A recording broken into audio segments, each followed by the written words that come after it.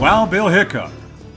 Just hearing that name conjures up visions of cowboys, gunfighters, saloon gamblers, of Wild West shootouts and quick draw duels, and of the lone stoic and courageous marshals and sheriffs of the Old West boomtowns. And of all the famous Western characters that historians have written about from this period of American history, he was probably the most famous of them all, and certainly one of the most celebrated and feared lawmen of the American frontier West.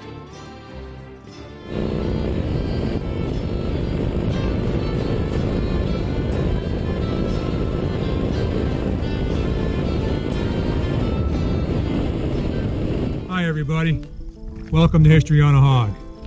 I'm your host, Cap'n Boz. Well, I'm back in the Midwest, heading up to Sturgis for the annual motorcycle rally and doing some riding through Kansas, Nebraska, and South Dakota.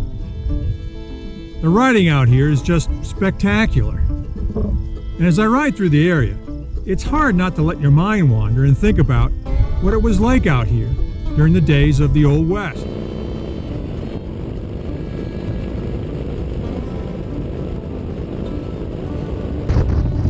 And as I rode through the many small towns in central Kansas, southern Nebraska, and the Black Hills of South Dakota, it sure seemed like that one historic name from the Old West days kept coming up over and over again. I thought to myself, damn, this guy never stayed put in one place for a long time. He sure got around a lot. Of course, I'm talking about Wild Bill Hickok. So I figured that I could do a series about him while I was out here this summer. So basing myself out of Fort Riley, Kansas, the historic home of the United States Cavalry, I started out chasing and retracing some of Wild Bill's life trek through Nebraska, Kansas, and South Dakota. And I covered a lot of territory, running a total of 2,000 miles during the making of this series. I would journey to some of the most notable historic locations from Wild Bill's career, beginning from Fort Riley, where he was an Indian scout for Custer and the 7th Cavalry, out to the Pony Express and stagecoach stop of Rock Creek Station, Nebraska, and then on to Abilene, Kansas, where he had one of his most famous shootouts as a lawman.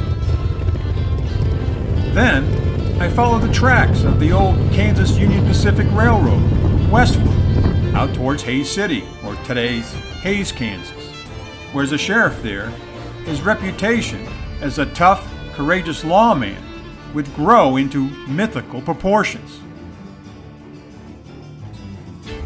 And then, as part of my Sturgis motorcycle rally trip, I headed into the sacred Black Hills and into Deadwood, South Dakota, to see where Wild Bill spent his last days, and see where he was killed, and to visit his burial site.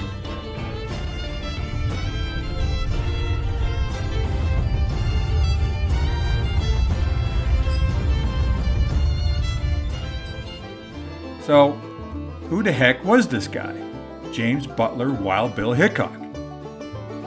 He is best known as an American gambler, Army scout, and lawman, who helped bring law and order to the violent frontier West. And here in Kansas, he is best known for his services as sheriff of Hays City and the Marshal of Abilene, where his iron-handed rule helped tame two of the most lawless towns on the frontier. And of course, he is also remembered for how he died, brutally shot in the back of the head, assassinated by a cowardly, low-life nobody while playing poker here at the number 10 Saloon in the town of Deadwood. And the cards he was supposedly holding at the time of his murder were made famous, a pair of black aces and eights, known today as the dead man's hand in poker. James Butler Hickok was born on May 27th of 1837 in Troy Grove, Illinois. And by all accounts, he became a master marksman at an early age. In 1855, at the age of 18, Hickok fled Illinois when he mistakenly thought he had killed a man in a fist fight. And it was also around this time that he assumed another man's name in order to evade the law.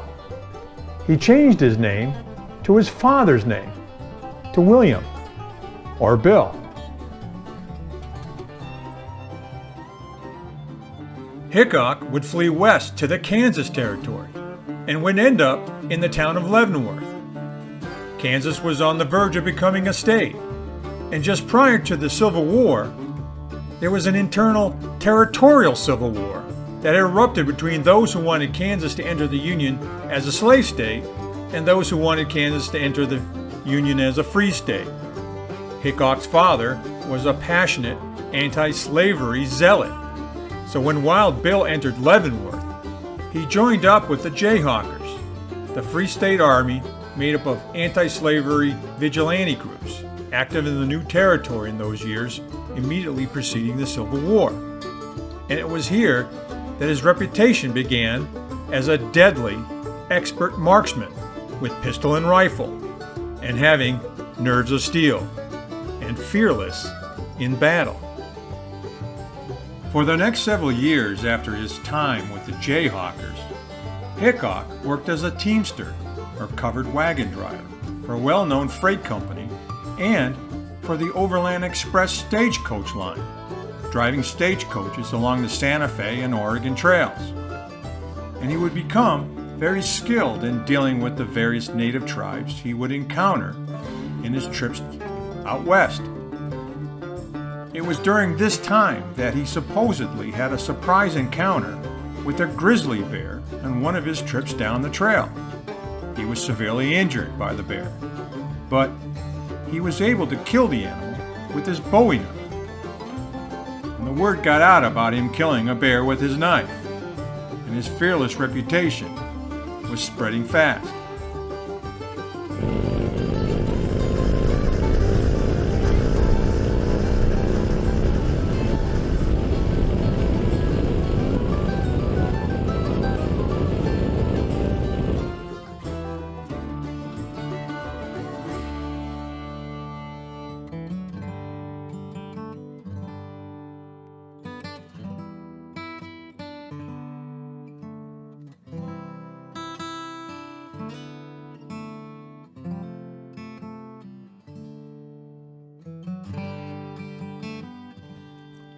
His home base as a stagecoach driver was at the Overland Express station, here at Rock Creek, Nebraska, where he met David McCandless, the sadistic and just plain mean station owner.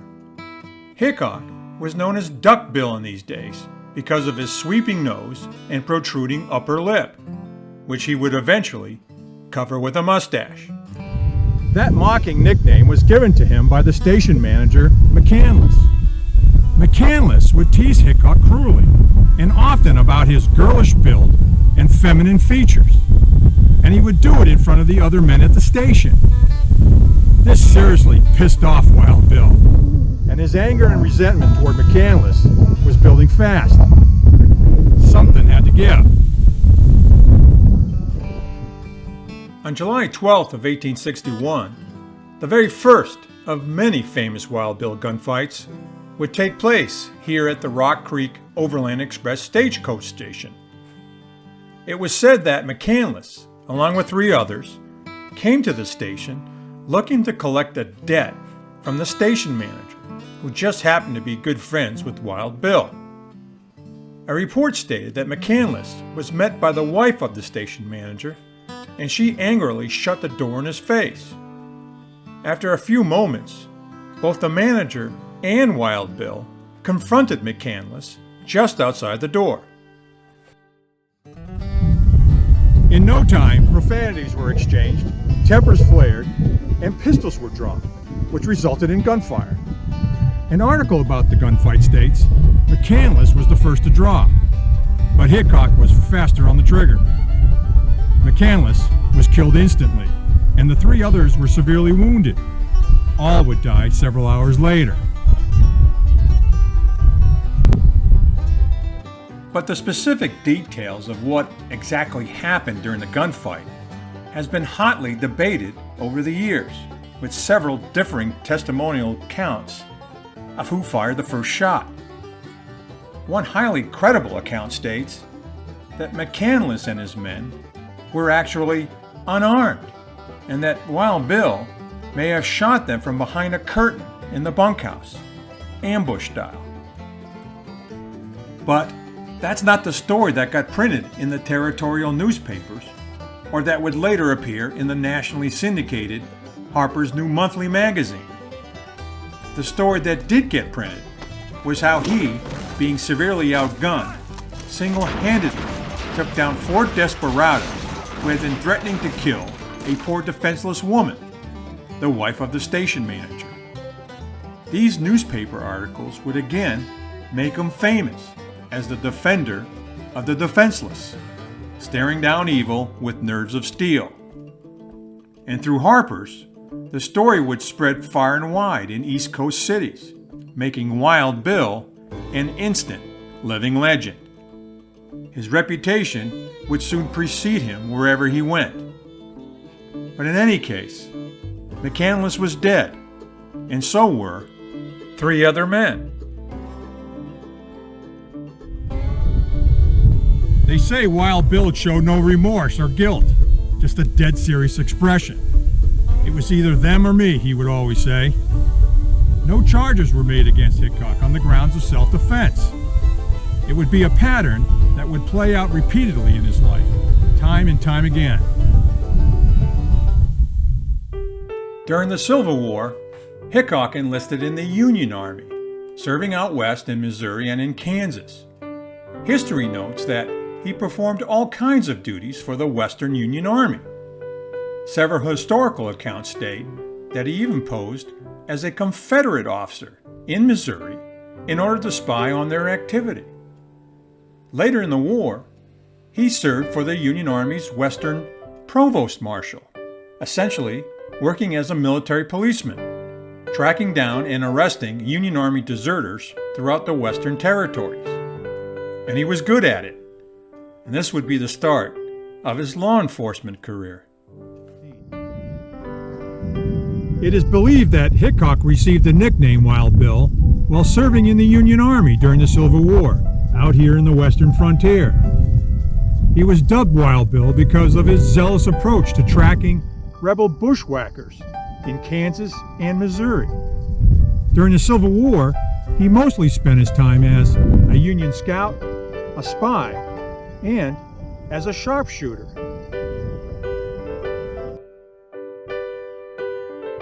At the conclusion of the Civil War in June of 1865, Hickok was mustered out of the Union Army, and he primarily took up residence in and around Springfield, Missouri, gambling. According to some newspaper articles of the day, Hickok was described as, quote, by nature a ruffian, a drunken, swaggering fellow who delighted when on a spree to frighten nervous men and timid women, unquote. He would become a heavy gambler in Springfield, and it would get him into trouble, again, leading to one of the most famous O-West shootouts in history. So please come back for part 2 and find out the rest of the story. I'll describe Wild Bill Hickok's time in Springfield, and I'll tell you what happened there and why it was so very significant in Old West history. And then I'll continue his story as he becomes a lawman in 2 of the most notorious cow towns in Kansas. See how Wild Bill tames these wild and lawless towns, and how his celebrity would explode because of it. Next time on History on a Hawk.